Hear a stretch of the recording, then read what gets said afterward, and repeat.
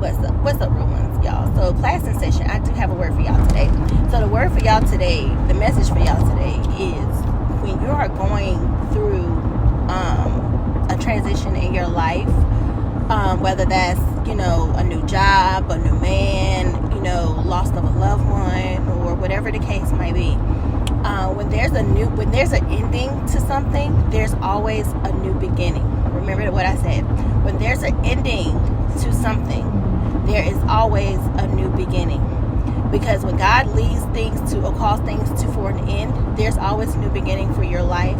Whether that's a new job, whether that's a new car, whether that's a new man, whether that's, pregnancy or whatever the case might be. So we have to look at it from a positive outcome, a positive standpoint. We have to look at it from a positive outcome, from a positive standpoint. So think of it as, you were miserable in that job, right? So you're miserable in that job, you was unhappy, and then all of a sudden you get a new job, you're happy, right? Even when starting a business, you leave your job to start a new business, and guess what? When you start that new business, you're having parties, grand openings, you're excited, right? So there comes a time in your life where you are, at one point, you're sad, you're depressed, you're stressed, and if you're going through those kind of depressions and stress and everything, just know that there's always a positive outcome at the end of it. There's always a positive outcome. That storm does not last long. And just change your mindset, change your frame on how you think about certain things, and try not to stay depressed for so long, because in your mind, when you change your mindset to believe that there's going to be a positive outcome at the end of this. So you have to just enjoy the process, because in order to receive new beginnings, that's what you're going to have to go through. You're going to have to go through a process.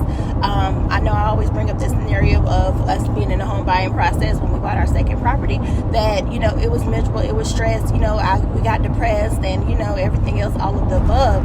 But there was a positive outcome at the end of it. We finally got an offer being outbid for 15 to 20 times. We finally got a positive outcome. When that car breaks down, when you're, mad and angry that your car broke down and your car on the side of the road, and you give up and get a new car, you know what I'm saying? So, we have to have that miscarriage, you end up pregnant again. So, there's always a positive. Once you're broke, you become rich again, rich in your mind. I mean, not big money, but at least you get some kind of money, So, there's always, if you think about all the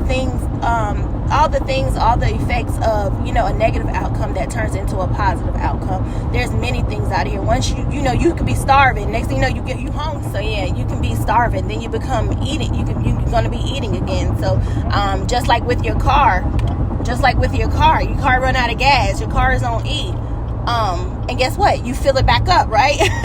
So, just change your mind frame. Just change the way you think when it comes to negative things, and try not to react to it, because God don't answer those blessings. I mean, you would not receive a blessing from God based on how you react to certain things that are meant to destroy you. Even people that come into your life that try to belittle you or manipulate you, or, just try to tear you down and, have you give you a negative output toward things.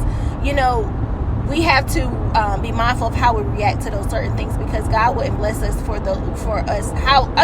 God would not bless us on how we react to those certain things. So things that are meant to destroy us, just remember that there's always a positive outcome at the end. I love and appreciate y'all. See y'all next time.